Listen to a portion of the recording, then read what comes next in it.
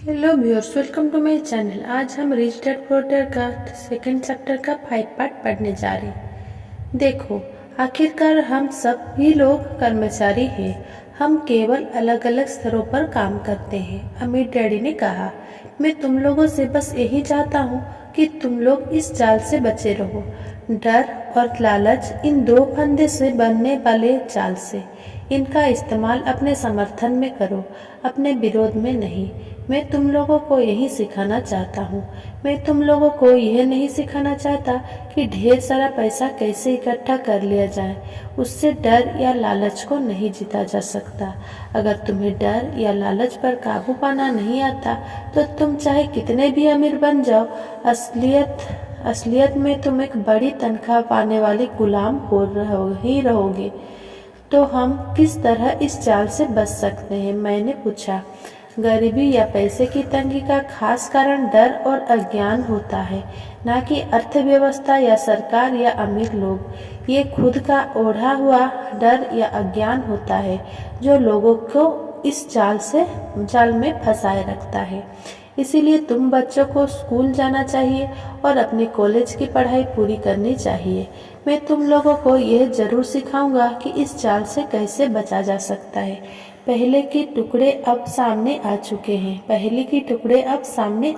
हैं।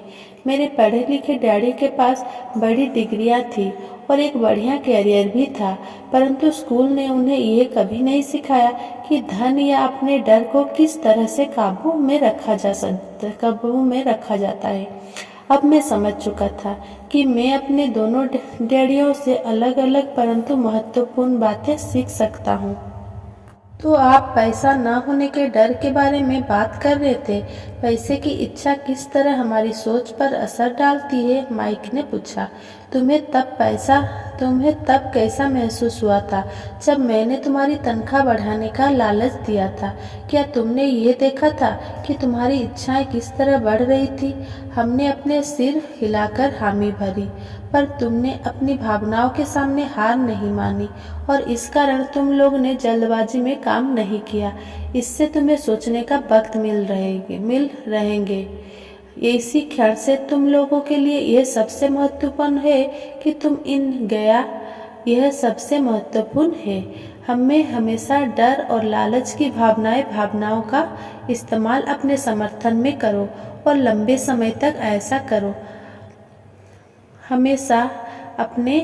हमें हमेशा डर और लालच की भावनाओं का इस्तेमाल अपने समर्थन में करो और लंबे समय तक ऐसा करो। अपनी भावनाओं को अपने दिमाग पर हावी मत होने दो और इस तरह अपने विचारों को दूषित मत होने दो। ज्यादातर लोग डर और लालच का इस्तेमाल के विरोध में करते हैं। यह अज्ञान की शुरुआत होती है। डर और इच्छा की भावनाओं के कारण ही ज्यादातर लोग तनख्वाह में बढ़ोतरी और नौकरी की सुरक्षा के पीछे भागते भागते अपनी पूरी जिंदगी निकाल देते हैं। असल में वे यह सोचते ही नहीं कि भावनाओं के आधार पर बने हुए ये विचार उन्हें किस तरफ ले जा रहे हैं। ये तो वही बात हो गई जिसमें गाड़ी खींचने वाले गधे के सामने उसका मालिक गाजर लटकाया रखता है जो उसकी नाक के ठीक सामने होती है। गधे का मालिक जहाँ जाना चाहता है वहाँ जाता है, परंतु गधा तो लालच के कारण भाग रहा है। कल गधे के लिए दूसरी गाजर आ जाएगी और गधा उसका पीछा करने लगेगा। आपके कहने का मतलब ये है कि जिस समय मैंने नए बेसबॉल, गोल्फ, कैंडी और खिलौने के सपने देखना शुरू किया, उस समय मेरी हालत उस गधे की तरह हो गई थी जो गाजर के पीछे भागता है? माइक ने पूछा। हाँ, और उम्र के साथ साथ तुम्हारे खिलौने भी ज्यादा महंगे होते जाएंगे। अपने दोस्तों पर रौब झाड़ने के लिए एक नई कार, एक नाव और एक आलीशान घर। अमीर डैडी ने मुस्कुराकर कहा। हर डर आपको दरवाजे से बाहर धक्का देता है। इच्छा आपको अंदर बुलाती है, आपको चट्टानों की तरफ ललचाती है। यही जाल है। तो इसकी काट क्या है? माइक ने। और डर और इच्छा अज्ञान की वजह से बढ़ती है। इसीलिए अमीर लोगों के पास जितना ज्यादा पैसा होता है उनका डर भी उतना ही ज्यादा बढ़ा होता है। धन ही गाजर है, भ्रम है। अगर गधा पूरी तस्वीर देख सकता तो शायद वो गाजर का पीछा करने के अपने फैसले पर दोबारा सोचता। अमित डैडी ने आगे यह समझाया कि आदमी की जिंदगी अज्ञान और ज्ञान के बीच होने वाला संघर्ष है। उन्होंने बताया कि एक बार कोई आदमी खुद के बारे में ज्ञान की खोज करना बंद कर देता है तो उसकी जिंदगी में अज्ञान घुस जाता है। यह संघर्ष हर पल होता है, इसीलिए हमें यह फैसला करना है, यह सीखना है कि अपने दिमाग को खुला रखा जाए या उसे बंद कर लिया जाए। देखो, स्कूल बहुत ज़्यादा महत्वपूर्ण है। आप स्कूल इसीलिए जाते हैं ताकि आप वहाँ कई कला या व्यवसाय सीख सकें और इस तरह से आप समाज में योगदान दे सकें। हर समाज में शिक्षकों, डॉक्टरों, मैकेनिकों, कलाकारों, रसोइयों, व्यावसायिक लोग, पुलिस अफसर, दमकल बाहिनी और सिपाहियों की जरूरत होती है। स्कूल उन्हें ये सब सिखाते हैं ताकि हमारा समाज विकसित हो सके और हमारी संस्कृति समृद्ध हो सके। अमित डैडी ने कहा, दुर्भाग्य से कई लोग के लिए स्कूल शिक्षा का अंत होता है, शुरुआत नहीं। एक लंबी खामोशी छाई रही। अमित डैडी मुस्कुरा रहे थे। उस दिन उन्होंने जो कहा था वो मैं पूरी तरह से नहीं समझ पाया था, परंतु ज्यादातर महान शिक्षकों को शब्द सालों तक हमें सिखाते रहते हैं। उनके शब्द इसी तरह से आज भी मेरे साथ है। मैं आज थोड़ा निर्मम हुआ, अमित डैडी ने कहा। एक वजह से निर्मम हुआ। मैं चाहता था कि तुम लोग को आज की ये चर्चा हमेशा याद रहे। मैं चाहता हूँ कि तुम लोग हमेशा मिसेज मार्टिन के बारे में सोचो। मैं चाहता हूँ कि तुम लोग हमेशा उस गधे के बारे में सोचो। इन्हें कभी मत भूलना। अगर तुमने अपनी समझदारी से उन्हें काबू में नहीं किया तो डर, लालच की तुम्हारी दोनों भावनाएं तुम्हें जिंदगी के सबसे बड़े जाल में फंसा सकती है। अपनी जिंदगी को डरते डरते गुजारना, अपने सपनों को पूरा न करना निर्ममता है। ये भी निर्ममता है कि पैसे के लिए कड़ी मेहनत की जाए और यह सोचा जाए कि पैसे से खरीदी गई चीजें सुख दे सकती है। बिल चुकाने के डर से घबराकर आधी रात को जागना जीने का एक भयानक तरीका है। तनख्वाह के हिसाब से जिंदगी जीना भी कोई जीना है। यह सोचना कि कोई नौकरी आपको सुरक्षा का एहसास दे सकती है, खुद से झूठ बोलना है। ये निर्ममता है और यह वो जाल है जिससे मैं तुम्हें बचाना चाहता हूँ। मैंने देखा कि पैसा किस तरह से लोगों की जिंदगियां को चलाता है। ऐसा अपने साथ मत होने देना। भगवान के लिए पैसे को अपनी जिंदगी मत चलाने देना। हमारी मेज के नीचे सॉफ्ट बॉल आ गई। अमित डैडी ने उसे उठाया और वापस खिड़कियों के पास फेंक दिया। तो अज्ञान का लालच और डर से क्या ताल्लुक है? मैंने पूछा। ये पैसे का अज्ञान ही है जिसकी वजह से इतना लालच और इतना डर पैदा होता है, अमित डैडी ने कहा। मैं तुम्हें कुछ उदाहरण देता हूँ। एक डर पैदा होता है। एक डॉक्टर जो अपने परिवार को ज्यादा खुशी देना चाहता है अपनी फीस बढ़ा देता है। उसकी फीस बढ़ने की वजह से स्वास्थ्य सुविधाएं हर एक के लिए महंगी हो जाती है। अब इससे गरीब लोग को सबसे ज्यादा नुकसान पहुंचता है। इसीलिए गरीब लोग का स्वास्थ्य अमीर लोगों से ज्यादा बुरा होगा। अब चूंकि डॉक्टरों ने अपनी फीस बढ़ा दी है, इसीलिए वकील भी अपनी फीस बढ़ा देते हैं। चूंकि वकील ने अपनी फीस बढ़ा दी है, इसीलिए स्कूल के टीचर भी अपनी तनख्वाह बढ़ावाना चाहते हैं, जिसके कारण हमारा टैक्स बढ़ता है और ये सिलसिला अनंत काल तक में ही चलता रहता है। जल्द ही अमीर और गरीब लोगों के बीच इतना भयानक अंतर हो जाएगा कि प्रलय आ जाएगी और एक और महान सभ्यता धराशायी हो जाएगी। महान सभ्यताएं तभी धराशायी हुई है जब अमीर और गरीब के बीच का फासला बहुत ज्यादा हो गया है। अमेरिका भी उसी रास्ते पर चल रहा है और इससे यह साबित होता है कि इतिहास अपने आप को दोहराता है, क्योंकि हम इतिहास से कुछ नहीं सीखते हैं। हम केवल ऐतिहासिक तारीख और नाम रटते हैं, उनसे सबक को भूल जाते हैं। क्या कीमतें नहीं बढ़नी चाहिए? मैंने पूछा। अच्छी तरह से चल रही सरकार और एक शिक्षित समाज में तो नहीं। कीमतें दरअसल कम होनी चाहिए। जाहिर है कि ऐसा केवल सिद्धांत में ही हो सकता है। कीमतें अज्ञान से पैदा हुए लालच और डर के कारण बढ़ती है। अगर स्कूल में धन के बारे में सिखाया जाता तो लोगों के पास ज्यादा पैसा होता और बाजार की कीमत भी कम होती, परंतु स्कूलों में सिर्फ पैसे के लिए काम करना सिखाया जाता है। पैसे की ताकत का इस्तेमाल नहीं सिखाया जाता। परंतु हमारे यहाँ बिजनेस स्कूल भी है। माइक ने पूछा, क्या आप मुझे अपनी मास्टर्स डिग्री के लिए बिजनेस स्कूल जाने के लिए प्रेरित नहीं कर रहे हैं? हाँ, अमीर डैडी ने कहा, परंतु अक्सर ऐसा होता है कि बिजनेस स्कूल ऐसे कर्मचारियों को प्रशिक्षित करते हैं जो परिष्कृत बिन विन काउंटर्स होते हैं। ईश्वर ही मालिक है। जब कोई बिन काउंटर बिजनेस संभाल ले, वे सिर्फ संख्या को देखते हैं, लोगों को निकालते हैं और बिजनेस का गला घोट देते हैं। मैं जानता हूँ, क्योंकि मैं बिन काउंटर से काम लेता हूँ। वे सिर्फ इतना ही सोचते हैं कि लागत कैसे कम की जाए और कीमत कैसे बढ़ाई जाए, जिससे बहुत सी समस्याएं पैदा हो जाती है। विन काउंटिंग भी महत्वपूर्ण है। मैं सोचता हूँ कि ज्यादा लोगों को इस बारे में जानना चाहिए, परंतु ये भी पूरी तस्वीर नहीं बताती। अमीर डैडी ने गुस्से से कहा। तो फिर क्या इसका कोई हल है? माइक ने पूछा। हाँ, अमीर डैडी ने कहा, सोचने के लिए अपनी भावनाओं का इस्तेमाल करना सीखो। अपनी भावनाओं के बहाव में आकर मत सोचो। जब तुम लोग मुफ्त में काम करने के लिए तैयार हो गए थे तो तुमने अपनी भावनाओं को काबू में रखना सीख लिया था। तभी मैं समझ गया था कि तुमसे उम्मीद की जा सकती है। जब मैंने तुम्हें ज्यादा तनख्वाह का लालच दिया तब तुमने एक बार फिर भावनाओं की बात नहीं मानी। तुम ताकतवर भावनाओं के बावजूद सोचना सीख रहे थे। ये पहला कदम था। यह कदम इतना महत्वपूर्ण क्यों है? मैंने पूछा। ये तुम अपने आप जान जाओगी। अगर तुम सीखना ही चाहते हो तो मैं तुम लोगों को ब्रायर पेंच में ले जाऊंगा। ये वह जगह है जिससे लोग बचते हैं। मैं तुम्हें उस जगह पर ले जाऊंगा जहां जाने में ज्यादातर लोगों को डर लगता है। अगर तुम मेरे साथ जाओगे तो तुम्हारे मन से पैसे के लिए काम करने का विचार निकल जाएगा। इसके बजाय तुम ये सीखोगे कि पैसे से कैसे काम किया जा सकता है। और अगर हम आपके साथ जाते हैं तो हमें क्या मिलेगा? अगर हम आपसे सीखने के लिए तैयार होते हैं तो हमें क्या मिलेगा? मैंने पूछा। वही जो ब्रायर रैबिट को मिला था, अमीर डैडी ने कहा। टार बेबी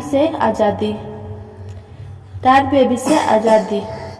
क्या ऐसा कोई ब्रायर पेंच होता है? मैंने पूछा। हाँ,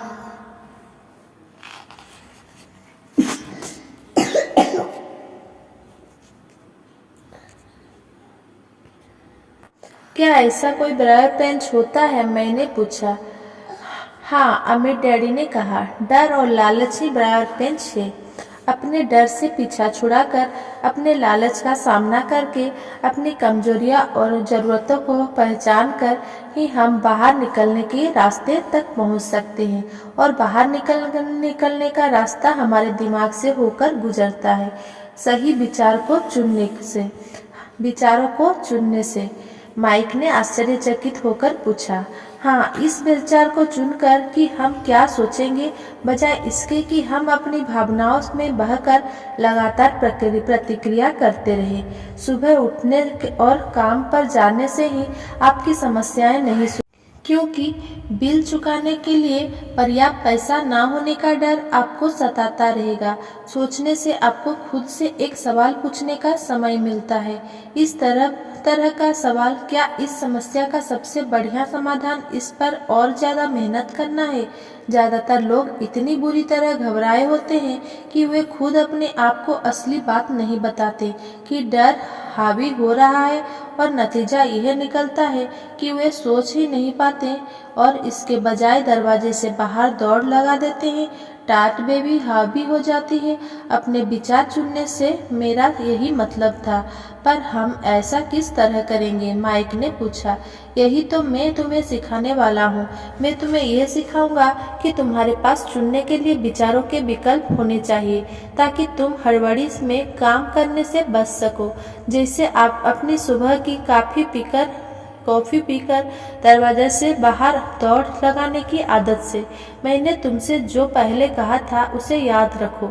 नौकरी दीर्घकालीन समस्या का अल्पकालीन समाधान है।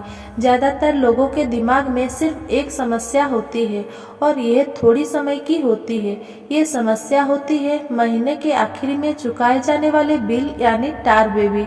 अब पैसा उनकी जिंदगी कहो कि पैसे को लेकर उनके डर और अज्ञान उनकी है, या मैं यह चलाता जिंदगी चलाते हैं तो वे वही करते हैं जो उनके माँ बाप ने किया था। सुबह उठो और पैसे के लिए काम करो। वे इतना समय भी नहीं निकाल पाते कि यह सोच सके क्या कोई दूसरा तरीका है। इस वक्त वे दिल से सोचते हैं, दिमाग से नहीं। दिल से सोचने और दिमाग से सोचने में क्या फर्क होता है? नाइक ने पूछा। अमीर डैडी ने जवाब दिया, मैं इस तरह के जुल्मे अक्सर सुनता हूँ। हर आदमी को काम करना पड़ता है, या अमीर लोग शोषक होते हैं, या मैं दूसरी नौकरी ढूंढ लूंगा। मेरी तनख्वाह बढ़नी चाहिए। आप इस तरह मेरा शोषण नहीं कर सकते। या मैं इस नौकरी को इसीलिए पसंद करता हूँ क्योंकि यह सुरक्षित है। इसके बजाय हमें यह कहना चाहिए, क्या यहाँ ऐसा कुछ जो मुझे नहीं मिल रहा है? इस तरह भावना पर आधारित हमारे विचारों की जंजीर टूट जाएगी और हमें ज्यादा अच्छे तरीके से सोचने का मौका मिल जाएगा। मुझे मानना ही पड़ेगा कि मेरे लिए यह सबक एक महान सबक साबित हुआ। ये जानना कि कब कोई आदमी दिल से बोल रहा है और कब दिमाग से, किसके शब्दों में भावनाएं छुपी है और किसके शब्दों में विचार। ये एक ऐसा सबक था जो जिंदगी भर मेरे काम आया, खास तौर पर तब जब मैं अपने दिल से यानी अपनी भावनाओं से बोल रहा था, ना कि अपने विचारों या दिमाग से। जब हम स्टोर की तरफ वापस मुड़े तो अमीर डैडी ने यह कहा कि अमीर लोग हकीकत में पैसा बनाते हैं, वे इसके लिए काम नहीं करते। उन्होंने ये भी बताया कि 5 सेंट के शीशे के सिक्के ढालने समय जब माइक और मैं यह सोच रहे थे कि हम पैसा बना रहे थे तो हमारे विचार उसी रास्ते पर चल रहे करना गैर कानून था। सरकार और बैंकों के लिए ऐसा करना कानूनी था, परंतु हमारे लिए नहीं था। उन्होंने ये भी बताया कि पैसा कानूनी और गैर कानूनी दोनों ही तरीकों से कमाया जा सकता है। अमीर डैडी ने बाद में हमें यह समझाया कि अमीर लोग जानते हैं कि एक भ्रम हुए जो हकीकत में गधे के सामने लटकी गाजर की तरह होता है। धन के भ्रम के कारण जो डर और लालच पैदा होते हैं, उसकी वजह से ही अरबों खरबों लोग यह सोचते रहते हैं कि धन असली चीज है। धन दरअसल एक माया जाल है। जनता के अज्ञान और भरोसे के भ्रम की वजह से ही ताश के पत्तों का यह पहल खड़ा रहा जाता है। सच कहा जाए तो गधे की गाजर धन से ज्यादा कीमती है, उन्होंने कहा। उन्होंने अमेरिका के गोल्ड स्टैंडर्ड के बारे में भी बात की और ये बताया कि हर डॉलर का नोट असल में चांदी का प्रमाण पत्र है। उन्हें इस आह्वान से चिंता हो रही थी कि किसी दिन हम लोग गोल्ड स्टैंडर्ड को छोड़ देंगे और हमारे डॉलर चांदी के प्रमाण पत्र नहीं रहेंगे। जब ऐसा होगा बच्चा तो कयामत आ जाएगी। गरीब, मध्य वर्गीय और नासमझ लोगों की जिंदगी सिर्फ इसीलिए बर्बाद हो जाएगी क्योंकि वे यह भरोसा करते रहेंगे कि धन ही असली चीज है और वह जिस कंपनी के लिए काम करते हैं वो कंपनी या सरकार उनका ध्यान रखेगी। उनकी बातें उस दिन हमारी समझ में नहीं आ रही थी, परंतु सालों बाद जाकर मुझे ये समझ में आया कि यह बड़े पत्ते की बात थी। वो देखना जो दूसरे नहीं देख पाते। जब वे अपने पिकअप ट्रक में चढ़े तो उन्होंने कहा, काम करते रहो बच्चों, पर जितनी जल्दी तुम तनख्वाह की जरूरत को भूल जाओगी, तुम्हारे आगे की जिंदगी उतनी ही आसान हो जाएगी। अपने दिमाग का इस्तेमाल करो, मुफ्त में काम करो और जल्दी ही तुम्हारा दिमाग तुम्हें पैसा कमाने के दूसरे तरीके बता देगा। उन तरीकों से तुम इस नौकरी से ज्यादा कमा लोगे। तुम ऐसे चीज देख पाओगे जो दूसरे लोग कभी नहीं देख पाते। मौके उनकी नाक के नीचे होते हैं। नीचे होते हैं। फिर भी ज़्यादातर लोग इन मौके को कभी नहीं देख पाते। इसका कारण ये है कि वे पैसे और सुरक्षा को ढूंढते रहते हैं, इसीलिए उन्हें यही मिलते हैं। जिस वक्त तुम एक मौका भांपने में कामयाब हो जाओगी, उसके बाद तुम जिंदगी भर मौका भांप सकते हो। जिस वक्त तुम ऐसा कर लोगी, तुम लोगों को कुछ और बातें सिखाऊंगा। इस बात को ध्यान से समझ लो, ताकि तुम जिंदगी के सबसे बड़े जाल से बच सको। वो टार बेबी तुम्हें कभी नहीं छू पाएगी। माइक और मैंने स्टोर से अपनी चीजें उठाई और मिसेज मार्टिन से गुड बाय कहा। वो वापस पार्क गए, उसी पिकनिक बेंच पर बैठे और वहाँ घंटों तक सोचते रहे और बातें करते रहे। हमने अगला हफ्ता स्कूल में इसी बारे में सोचते और बातें करते हुए बिताया। 2 सप्ताह तक हम लोग सोचते रहे, बातें करते रहे और मुफ्त में काम करते रहे। दूसरे शनिवार के आखिर में मैं मिसेज मार्टिन से दोबारा गुड बाय कर रहा था और कॉमिक बुक स्टैंड को ललचाई नजर से देख रहा था। हर शनिवार 30 सेंट ना मिलने में सबसे दुखद बात यह थी कि मेरे पास कॉमिक्स खरीदने के लिए बिल्कुल भी पैसा नहीं होते थे। अचानक जब मिसेज मार्टिन मुझे और माइक को गुड बाय कर रही थी, मैंने उन्हें एक ऐसा काम करते देखा जो इसके पहले कभी नहीं देखा था। मेरा मतलब है, मैंने इसके पहले उन्हें ऐसा करते देखा तो था, पर उस पर ध्यान नहीं दिया था। मिसेज मार्टिन ने कॉमिक्स के पहले पेज को आधा काटा और उसे संभालकर अपने पास रख लिया। बाकी की पुस्तक को उन्होंने एक बड़े से भूरे कार्डबोर्ड के डिब्बे में डाल दिया। जब मैंने उनसे पूछा कि वे इन कॉमिक्स का क्या करती है, तो उन्होंने कहा, मैं इन्हें फेंक देती हूँ। जब वो नई कॉमिक्स लाता है तो मैं ऊपर से आधे कवर को क्रेडिट के लिए कॉमिक बुक डिस्ट्रीब्यूटर को दे देती हूँ। वो 1 घंटे में आने ही वाला है। माइक और मैंने 1 घंटे तक इंतजार किया। जल्दी ही वो डिस्ट्रीब्यूटर आया और मैंने उससे पूछा कि क्या हमें कॉमिक्स मिल सकती है। इस पर उसने जवाब दिया, आपको मिल सकती है अगर आप इस स्टोर में काम करते हो और अगर आप यह वादा करें कि आप उन्हें दोबारा नहीं बेचोगे। हमारी पार्टनरशिप एक बार फिर कायम हो गई थी। माइक की मम्मी ने बेसमेंट में हमें एक खाली कमरा दे दिया जो उनके किसी काम नहीं आता था। हमने उसकी सफाई करके उसमें सैकड़ों कॉमिक्स जमा कर ली। जल्द ही हमारी कॉमिक्स लाइब्रेरी लोगों के लिए खोल दी गई।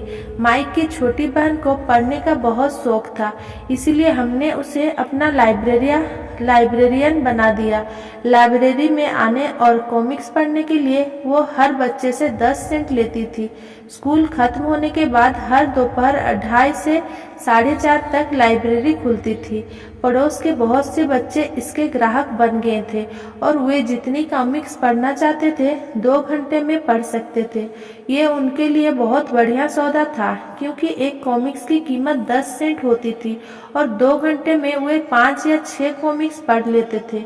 माइक की बहन लौटते समय बच्चों की तलाशी लेती थी और ये देख लेती थी कि वे अपने कपड़ों में कॉमिक्स छुपाकर तो नहीं ले जा रहे हैं। यह इस बात का रिकॉर्ड भी रखती थी कि हर रोज कितने बच्चे आए, उनका नाम क्या था और उनके सुझाव क्या थे। माइक और मुझे 3 महीने तक हर हफ्ते $9.5 का औसत लाभ हुआ। हमने इसकी बहन को हर हफ्ते $1 का भुगतान किया और उसे मुफ्त में कॉमिक्स पढ़ने का फायदा भी दिया। हालांकि वो कॉमिक्स कभी कभार ही पढ़ती थी, क्योंकि वो हमेशा पढ़ाई में लगी रहती थी। माइक और मैं समझौते के मुताबिक हर शनिवार स्टोर में काम करते रहे। साथ ही हम अलग अलग दुकानों से कॉमिक्स इकट्ठी करते रहे। हमने वादे के मुताबिक कॉमिक्स नहीं बेची। जब कोई कॉमिक्स फट जाती थी तो हम उसे जला देते थे। हमने उसकी एक शाखा खोलने की भी कोशिश की, लेकिन हमें माइक की बहन की तरह मेहनती और भरोसेमंद लाइब्रेरियन नहीं मिला। बहुत कम उम्र में ही हमने यह जान लिया था कि अच्छे स्टाफ को खोजना कितना मुश्किल होता है। लाइब्रेरी खुलने के 3 महीने बाद हमारी लाइब्रेरी में एक समस्या आ गई। दूसरे मोहल्ले में कुछ गुंडे अंदर घुस गए और उन्होंने झगड़ना शुरू कर दिया। माइक के डैडी ने सुझाव दिया कि हम अपना यह कारोबार बंद कर दें। तो इस तरह हमारा कॉमिक्स का धंधा बंद हो गया और हमने कन्वीनियंस स्टोर पर हर शनिवार काम करना भी बंद कर दिया। फिर भी अमीर डैडी रोमांचित थे, क्योंकि उनके पास ऐसा बहुत सी नई बातें थी जो वे हमें सिखाना चाहते थे। वे खुश थे क्योंकि हमने उनके पहले सबक को इतनी अच्छी तरह सीख लिया था। हमने ये भी सीख लिया था कि पैसा से अपने लिए काम कैसे करवाया जाता है। स्टोर में नौकरी के बदले में पैसा नहीं मिलता था, इसीलिए हमें मजबूरन अपनी कल्पना शक्ति पर जोर डालना पड़ा ताकि हम पैसा कमाने का कोई दूसरा तरीका ढूंढ सके। कॉमिक्स लाइब्रेरी हमारा अपना व्यवसाय था। हमारा धन हमारे काबू में था और हम किसी मालिक के मोहताज नहीं थे। इसमें सबसे अच्छी बात यह थी कि हमारे व्यवसाय से हमें तब भी पैसा मिलता था जब हम वहाँ स्वयं मौजूद नहीं रहते थे।